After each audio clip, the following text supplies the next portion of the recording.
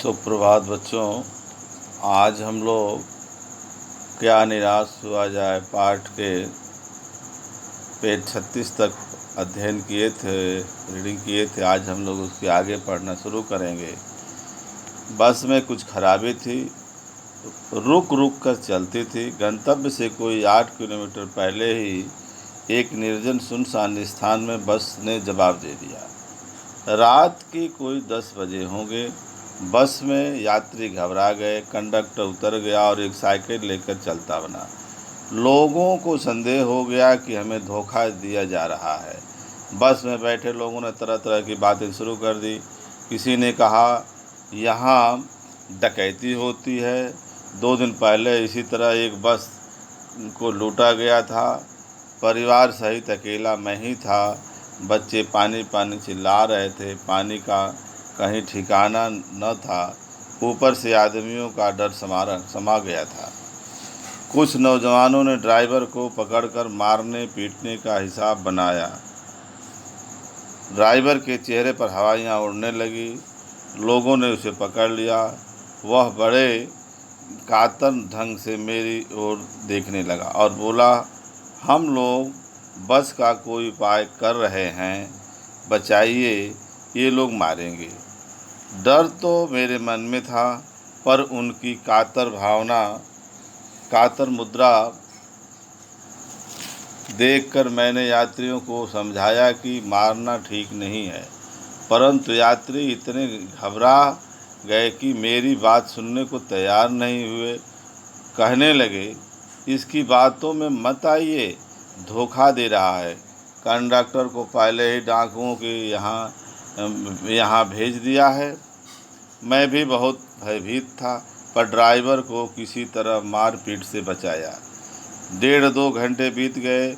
मेरे बच्चे भोजन और पानी के लिए व्याकुल थे। मेरी और पत्नी की हालत बुरी थी। लोगों ने ड्राइवर को मारा तो नहीं, पर उसे बस से उतार कर एक जगह घेर कर रखा। कोई भी दुर्घटना होती है तो पहले ड्राइवर को समाप्त कर देना, उन्हें उचित जान पड़ा। मेरे गिड़गिड़ाने का कोई विशेष असर नहीं पड़ा। इसी समय क्या देखता हूँ कि एक खाली बस चली आ रही है और उस पर हमारा बस कंडक्टर भी बैठा है। उसने आते ही कहा, अड्डे से नई बस लाया हूँ, इस बस पर बैठिए। वह बस चलने लायक नहीं है। फिर मेरे पास एक लोटे में पानी और थोड़ा दूध लेकर आया और बोला, पंडित जी, बच्चों का रोना मुझसे देखा नहीं गया। वहीं दूध मिल गया, थोड़ा लेता आया। यात्रियों में फिर जान आई। सबने उसे धन्यवाद दिया, ड्राइवर से माफ़ी मांगी और 12 बजे से पहले ही सब लोग बस अड्डे पहुंच गए। कैसे कहूं कि मनुष्यता एकदम समाप्त हो गई। कैसे कहूं कि लोगों में दया भाव रह ही नहीं गई। जीवन में जाने कितनी ऐसी घटनाएं हुई हैं जिन्हें मैं भूल नहीं सकता। ठगा भी गया हूँ, धोखा भी खाया है, परंतु बहुत कम स्थलों पर विश्वासघात नाम की चीज़ मिलती है। केवल इन्हीं बातों का हिसाब रखो जिसमें धोखा खाया है, तो जीवन कष्टकर हो जाएगा। परंतु ऐसी घटनाएं भी बहुत कम नहीं हैं जब लोगों ने अकारण सहायता की है, निराश मन को ढांढस दिया है और हिम्मत बधाई है। कविवर रविन्द्रनाथ ठाकुर ने अपने प्रार्थना गीत में भगवान से प्रार्थना की थी कि संसार में केवल नुकसान ही उठाना पड़े, धोखा ही खाना पड़े, तो ऐसे अवसरों पर भी प्रभु मुझे ऐसी शक्ति दो कि मैं तुम्हारे ऊपर संदेह न करूं। मनुष्य की बनाई विधियां गलत नतीजे तक पहुंच रही हैं और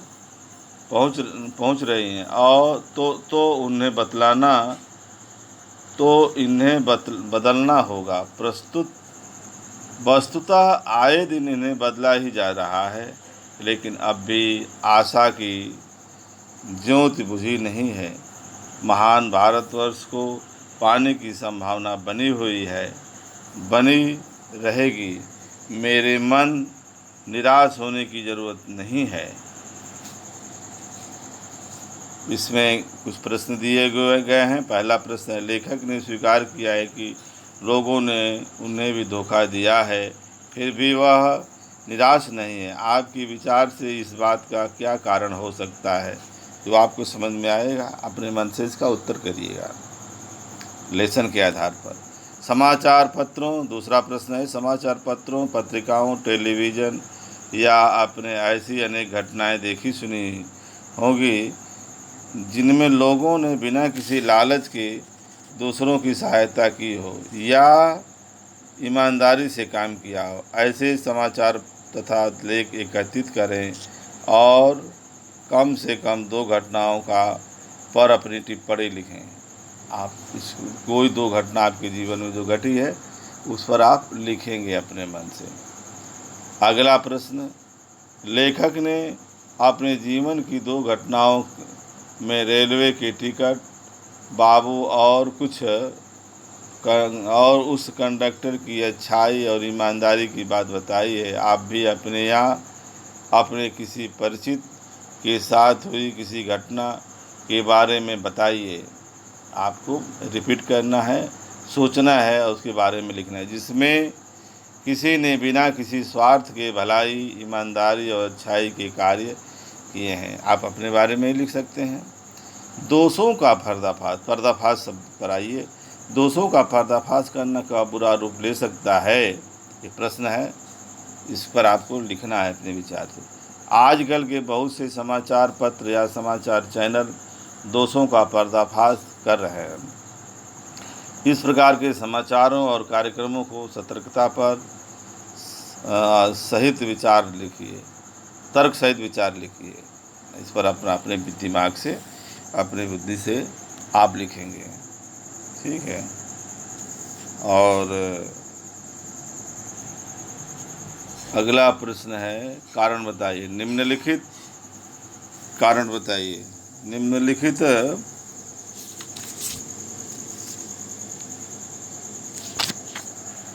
लिखा है, निम्नलिखित की संभावित परिणाम क्या क्या हो सकते हैं, आपस में चर्चा कीजिए। डिस्कशन करना है। जैसे ईमानदारी को मूर्खता का पर्याय समझा जाने लगा, परिणाम भ्रष्टाचार बढ़ेगा। अगर ईमानदारी को मूर्खता का पर्याय, तो क्या बढ़ेगा? भ्रष्टाचार बढ़ेगा। उसी प्रकार से सच्चाई केवल भीरू और बेबस लोगों के हिस्से पड़ी। सच्चाई केवल भीरू बेबस लोगों के हिस्से पड़ी। अगर इसको लिखना है तो आप क्या लिखेंगे? तानाशाही बढ़ेगी। क्या लिखेंगे इसमें? तानाशाही बढ़ेगी। दूसरा है, झूठ और फरेब का रोजगार करने वाले झूठ और फरेब का रोजगार करने वाले फल फूल रहे हैं। इस पर क्या लिखेंगे आप? भ्रष्टाचार बढ़ेगा। इस तरह के विचार रखेंगे तो भ्रष्टाचार बढ़ेगा। और तीसरा है, हर आदमी दोषी अधिक दिख रहा है, गुणी कम। अगर ऐसा करते हैं तो क्या बढ़ेगा? अविश्वास बढ़ेगा। इसमें लिखेंगे अविश्वास बढ़ेगा। और बाकी जो है, इसका अगर शीर्षक देना चाहेंगे तो आप अपने मन से क्या देंगे? निजी सार्थक शीर्षक और 2 लेखक और बस यात्रा। अपने इस लेख में बस की यात्रा के बारे में पढ़ा, इसके बारे में भी आप एक बस यात्रा के बारे में पढ़ चुके हैं। एक दूसरे की यात्रा में लेखक आपस में भिड़ते हैं, कौन कौन सी बातें बताई, अपनी कल्पना से उनकी बातचीत लिखिए अपने विचार से। जो पहला लेसन पढ़ा था आपने, और इस आप 2 बस वाला है ना, इनमें आप कंपैरिजन करके अपने विचार से लिखेंगे। और बाकी जो कुछ दिक्कत आएगी मैसेज में करेंगे। बच्चों, धन्यवाद।